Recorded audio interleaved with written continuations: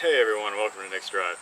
Today, I'm going to show you guys how to bleed the coolant out of a Toyota MR2.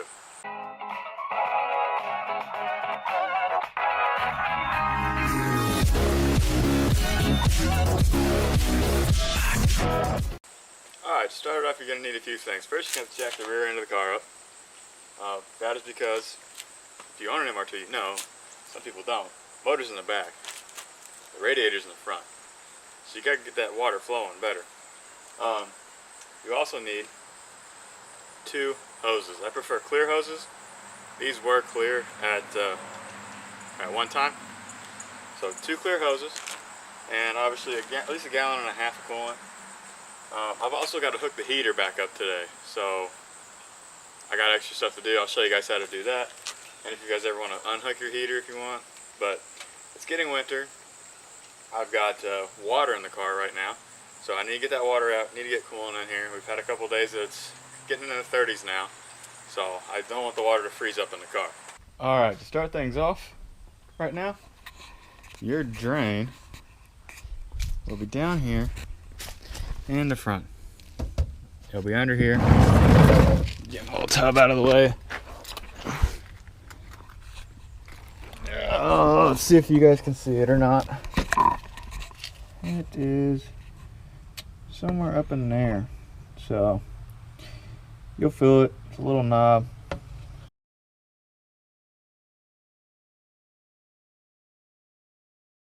So what I did was I jacked the car up just a little bit and I put the tub under it, so it's going straight into the tub now instead of through the hose.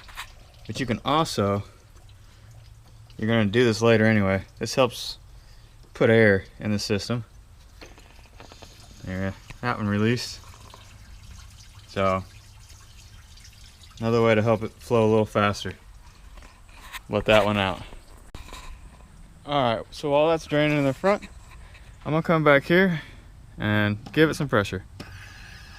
And you can hear it going now. For the most part, you're going to need, if you've got it all OEM set up and no one's messed with anything, then all you should have are these clips right here. So, but I've put some worm gear clips, or whatever you want to call this, hose clamps. Put some hose clamps on mine, because either I lost these or they had hose clamps on them. I don't remember, but I've got hose clamps and I got clips on them. So I need pliers and I need a flat-headed screwdriver. Now I don't tighten these up. Let me show you where these are at. I should. There's where your heater in and out is at, and then down there where you see that hose clamp is where the other hose will go back in. This hose goes in the water neck right in front of my finger. It's the bottom one there. It's a little corroded, so I probably need to check that out.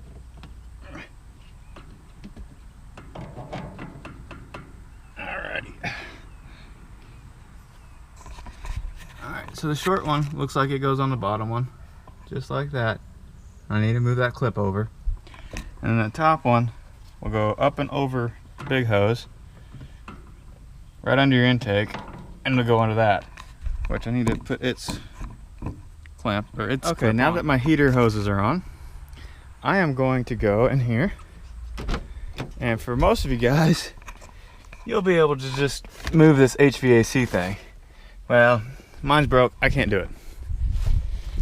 So another way to turn your heat on, so if your HVAC's broke, another way to turn your heat on is, see this little thing here? It says shut on top of it. So it shuts this way. So then you just push it open, and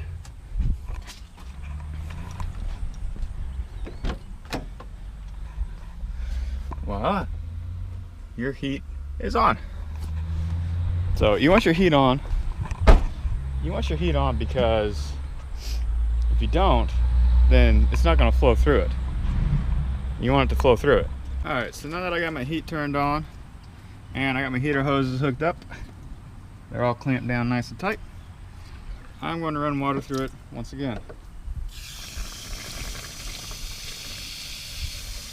Alright, so now that you got all that done, got it flushed twice. Once with the heater hoses in, once without the heater hoses. Could have probably just done the heater hoses and then flushed it without them, but I like extra work. So, after I do that, come back in here. This is the plug that was in the bottom part. I'm going to go down there. I'm going to put the plug back in. Alright, so after that's all in, here is where you needed all the hoses. Your first hose, you will put on this nipple right here. You want to make sure this valve, up here, it's still open. Then, we're coming back over here where the heater was at. Little heater switch. You see this nipple right here. Put a hose on that nipple too.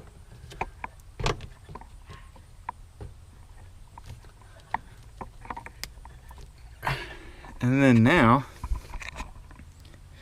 you're going to want to hang them. If you haven't done this before, you're going to want to get a lot bigger screwdriver than this. But right here, this white thing, it's a flathead. You're going to want to stick your screwdriver in that and turn it. Alright, so now that I finally found a screwdriver that'll work with it, let's keep on turning it until, well, got some coolant left in there. Until coolant starts flowing up it. And it'll be the same with this one. So this one shouldn't have any coolant to it yet because it's on the high side. That one's on the low side still. Alright, to make it just a little bit easier, I'll take the side panel off because you're going to have to filter.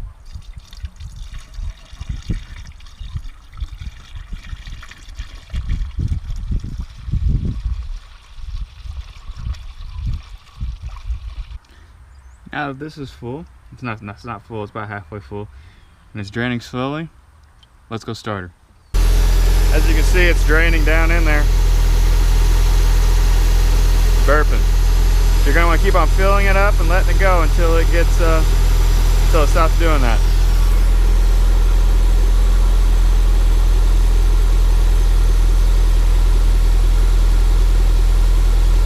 Also, as you can see up here in the front, the coolant that was up in this one, it sucked it back in. So we're going to wait until coolant starts bleeding up these two.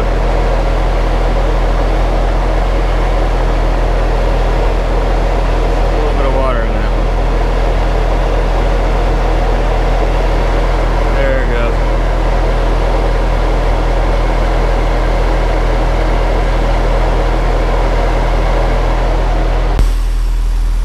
Alright, so for the most part this has stopped bubbling. Try to let it down easily. That's close. That's really close. And let's get that off here.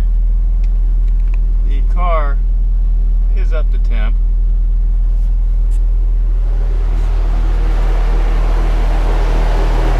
And for the most part, these two valves are staying still.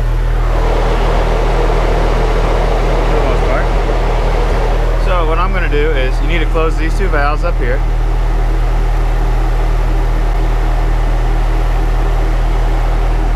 Let me get my handy dandy screwdriver.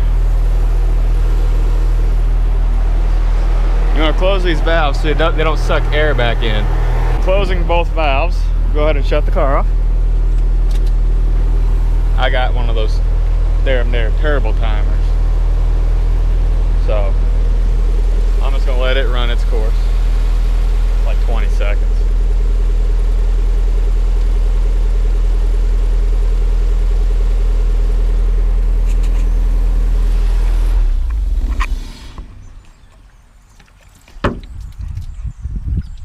Alright, so turbo timer just went off. She's sucking all that coolant back down in there.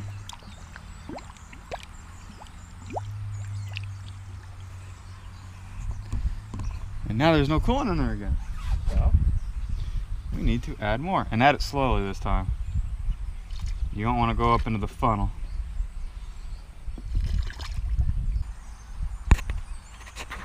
Alright, so once you got it full, take your funnel out,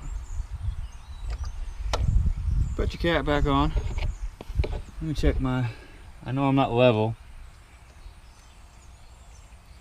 but I'm gonna put a little bit of coolant in here because there wasn't that much on the hose, and I'm gonna miss. Get that back into the reservoir. So how I finish the coolant off is I put her back on the ground and I let her run. So pull the coolant she needs from the reservoir. The FRS. So it'd be nice to be able to see how good these new star specs that they made are for the car, because it seems like they're a little bit better than the old ones. Okay, so I got all the intercooler piping out and the intake and all that stuff off.